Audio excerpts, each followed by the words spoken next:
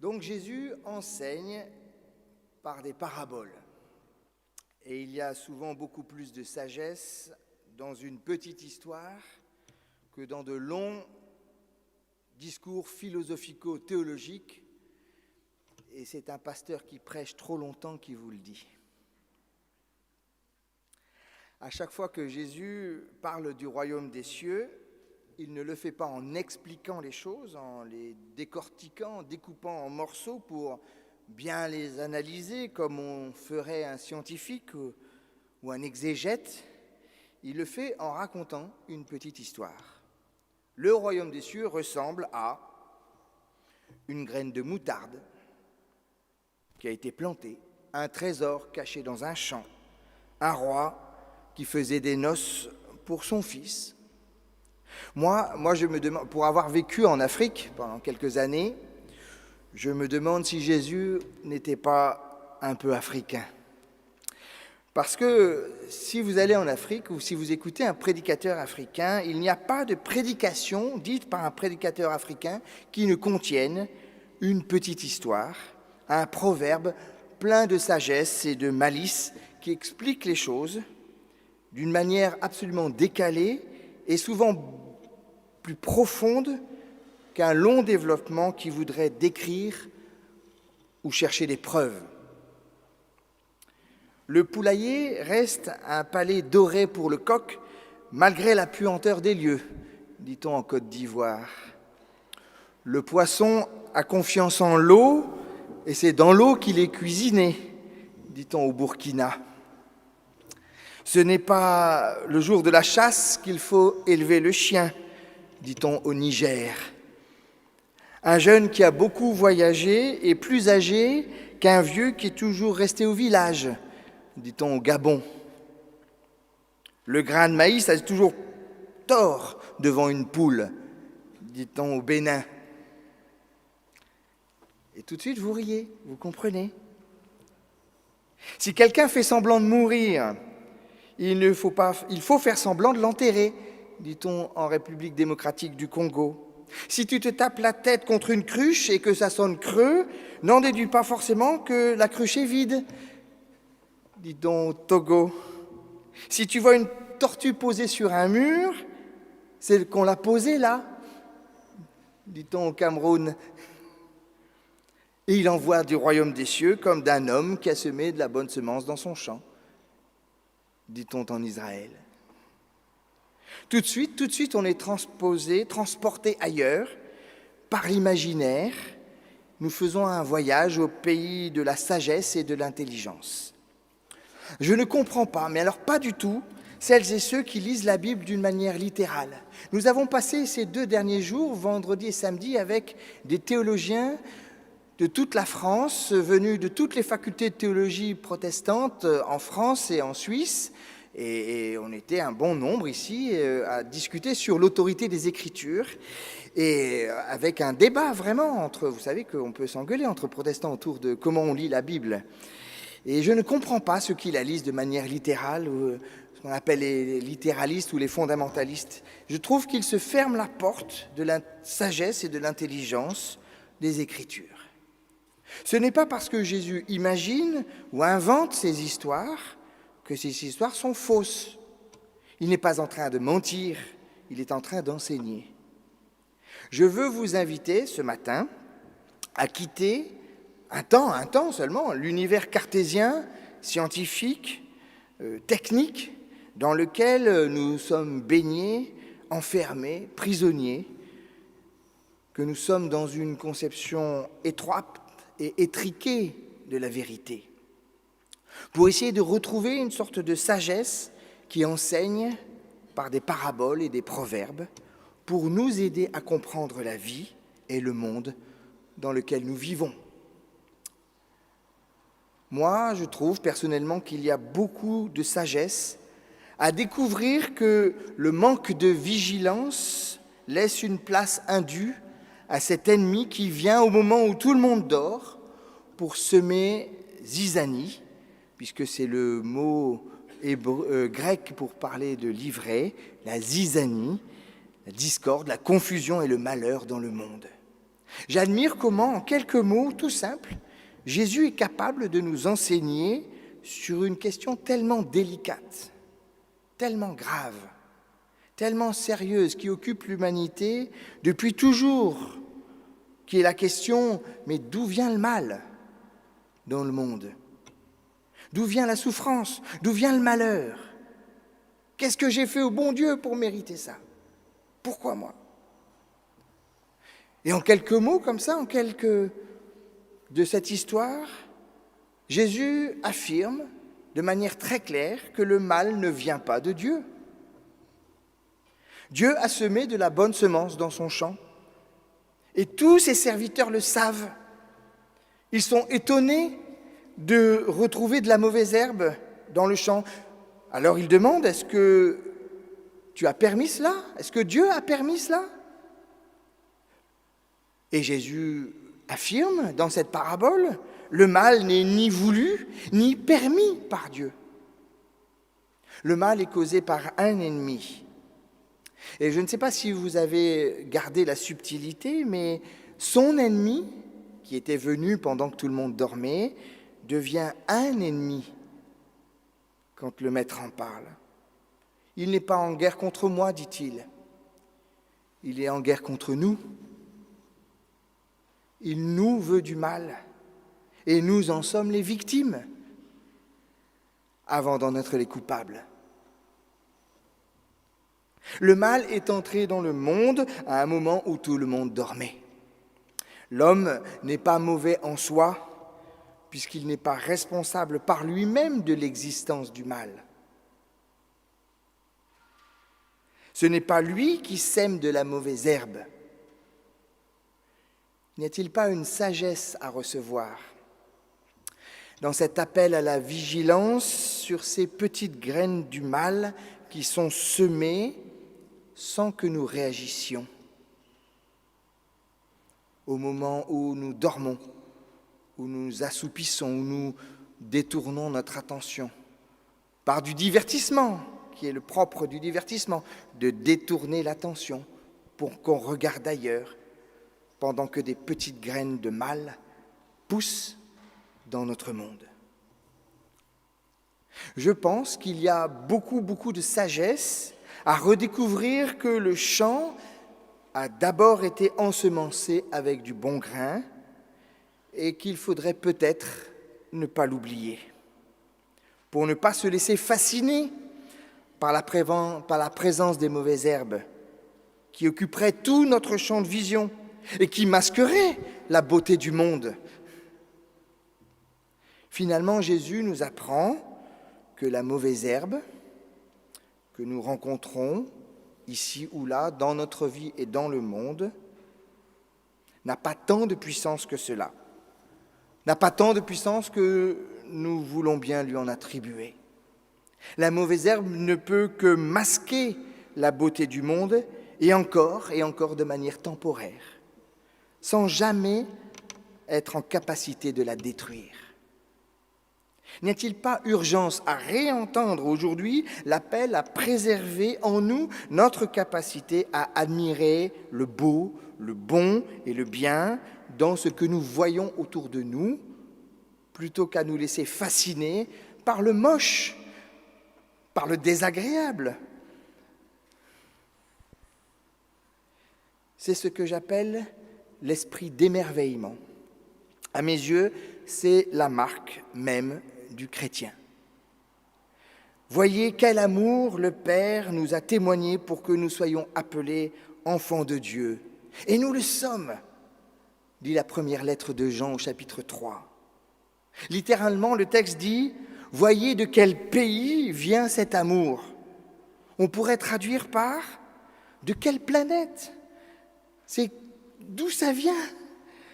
Combien c'est démesuré, combien c'est extraordinaire, cet amour que Dieu nous porte et qui fait de nous des enfants entre ses mains. On voit là la différence entre un chrétien et une personne religieuse. Il y a une différence radicale entre celui qui dit « c'est absolument incroyable que Dieu m'aime » et qui regarde sa vie avec émerveillement comme un don, une grâce, un cadeau. Et puis celui qui travaille dur, avec acharnement, qui fait des efforts pour se bien conduire, pour être quelqu'un de bien et qui refuse de nombreux plaisirs, qui essaye d'endetter Dieu pour que Dieu le lui rende un jour ou l'autre. Le révélateur ultime, le test à l'acide qui révèle la foi, c'est de garder l'esprit d'émerveillement quand les choses tournent mal, quand la vie devient difficile. C'est là qu'on fait la différence. Bien sûr, je fais une dichotomie irréelle entre le chrétien et le religieux, parce que, en tant que chrétien, nous sommes toujours un peu religieux, et nous essayons de mériter quelque chose de la part de Dieu. Amis chrétiens, sachez qu'à la mesure dont vous contemplez la grâce de Dieu, vous serez capable de regarder vos difficultés et de dire « Soit, mon Père doit savoir ce qu'il fait ici parce qu'il m'aime. Dieu ne me doit rien. Dieu ne me doit rien. » Vous serez alors capable de traverser le désert. Et quand de bonnes choses arrivent, vous direz « Quelle grâce, quel cadeau !» L'émerveillement est la marque de la connaissance du Seigneur. Je trouve qu'il y a énormément de sagesse aussi à savoir rester à sa place et à résister à la tentation. Et quelle tentation chez les religieux, chez les chrétiens, de jouer les justiciers et les va-t-en-guerre. Veux-tu que nous allions arracher la mauvaise herbe ? Envoie tes légions. J'ai un peu l'impression, moi, que les serviteurs essayent de se rattraper de leurs bêtises. Le maître vient de leur dire qu'au fond, ils étaient responsables de l'entrée du mal par leur manque de vigilance, n'est-ce pas ? Alors ils essayent de bien faire. Si nous faisons tomber un verre d'eau par terre, nous apportons le balai, la serpillière pour ramasser les morceaux et nettoyer la place, n'est-ce pas ? Et j'entends ici la bonne intention des disciples qui veulent nettoyer le champ de la mauvaise herbe. Pardonne-leur, Seigneur. Ils ne savent pas ce qu'ils font. Ils sont incapables de juger et de discerner. Et ils ne le savent pas. Il y a une expression que vous connaissez peut-être qui distingue quand on dit entre chien et loup. Vous savez, ce moment de la fin du jour, on ne distingue plus bien l'un de l'autre, le chien et le loup. Et cela devient dangereux de se promener seul. Jésus fait la même chose ici dans la parabole entre le blé et l'ivraie. Allez voir sur Internet. Faites une recherche Wikipédia et allez voir le blé et l'ivraie. Et vous vous rendrez compte que les deux plantes se ressemblent étrangement. Mais vraiment, il est presque impossible de les distinguer au premier regard. La seule chose qu'on puisse faire, c'est attendre la récolte. Le blé aura du grain, l'ivraie restera stérile. L'un pourra produire de bons fruits et nourrir, l'autre ne sert à rien d'autre qu'à semer la confusion et la zizanie dans nos esprits. L'interdiction de manger de l'arbre de la connaissance du bien et du mal, que nous lisons dans la Genèse, reste très actuelle. Nous sommes incapables de discerner entre chien et loup, entre bon grain et ivraie, entre bien et mal. Et ce qui est bien pour moi ne l'est pas pour vous, et réciproquement. Et ce qui est bien ici ne l'est pas à l'autre bout de la planète, et réciproquement. Ce qui est bien maintenant ne l'était pas hier, et réciproquement. Et Jésus confirme ce constat dans Matthieu 7. Ne jugez pas, afin de ne pas être jugés. Pourquoi regardes-tu la paille qui est dans l'œil de ton frère et ne remarques-tu pas la poutre qui est dans ton œil ? Le trône du juge, mes amis, n'est pas vacant. Et Dieu ne nous a pas invités à nous asseoir sur ses genoux pour nous poser en juge des autres ou de nous-mêmes. Le maître retient le bras vengeur de ces prétendus serviteurs fanatiques qui se croient investis d'une mission d'épuration destructrice. Vous ne pouvez pas, dit-il, mesurer l'impact pervers, mortifère du cycle infernal de la vengeance, de la violence et de la haine. Jamais en mon nom, jamais en mon nom.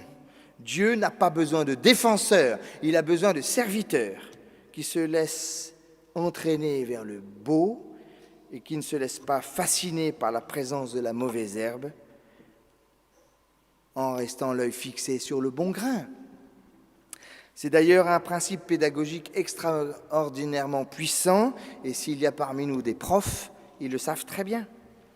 Valoriser l'acquis, le beau, le positif, pour prendre appui dessus, est beaucoup plus efficace pour faire grandir les enfants comme pour sauver le monde. Enfin, il y a beaucoup de sagesse, je pense, à écouter la sérénité de celui qui a semé le bon grain dans son champ et qui sait que la mauvaise herbe n'aura jamais le dernier mot. Il ne faut jamais perdre de vue que quand viendra un jour le moment de la moisson, la mauvaise herbe sera arrachée et brûlée. Cela s'appelle l'espérance, et c'est le moteur de l'humanité le plus pur et le plus puissant. Ensemble, nous espérons un monde sans violence, sans discrimination, sans injustice, sans barrière ni clôture, sans misère ni pauvreté. Notre espérance naît de cette simple petite parabole qui n'a l'air de rien. En quelques mots, Jésus nous donne d'embrasser l'ensemble de l'histoire du monde. Vous n'entrez pas, dit-il, dans le royaume de Dieu au moment de votre mort, ni même à la fin des temps, à l'autre bout de l'histoire. Parce que Dieu règne, ici et maintenant, depuis toujours et à jamais. Il règne depuis l'origine du monde, quand il a semé le bon grain dans son champ. Il régnera jusqu'à la fin du monde, quand il récoltera le blé dans son grenier. Et il règne ici et maintenant, quand le blé pousse au milieu de l'ivraie. La parabole nous aide à regarder l'histoire, l'ensemble de l'histoire. Le maître a acheté le champ, il a labouré pour préparer les semailles, il a semé. L'assouplissement des serviteurs a laissé la porte ouverte à l'ennemi, qui a semé la mauvaise herbe. Puis est venu le temps de la croissance, où l'on attend la récolte et on s'inquiète pour elle. Le temps du souci, le temps de l'inquiétude, où la peur risque de prendre le dessus. Mais la sérénité et la tranquillité du Maître nous aident à voir plus loin, à calmer nos peurs, à calmer nos angoisses, nos inquiétudes dans nos vies. Le mal n'aura jamais le dernier mot dans la vigne du Seigneur. Nous connaissons déjà la fin du match. Alors nous regardons les autres s'agiter devant la télé, en train de regarder le match en différé. Ils ne connaissent pas ce que nous connaissons, et ils ont peur de perdre. On les comprend. Nous le savons bien, nous qui avons perdu espoir en voyant le Maître cloué sur la croix. Nous avons laissé la peur prendre le dessus sur notre vie. Mais la résurrection est venue mettre un terme à notre inquiétude. Non, le Maître ne laissera jamais le mal prendre le dessus. Jamais. La puissance de la parabole éclate dans toute sa splendeur. La seule chose qui a un début et une fin dans ce monde, c'est l'existence du mal et de la souffrance. Viendra un jour où nous récolterons, nous mangerons la récolte, nous serons invités aux tables éternelles, au festin des noces de l'agneau. Le Seigneur règne d'un bout à l'autre de l'histoire. Voilà la vérité. Amen.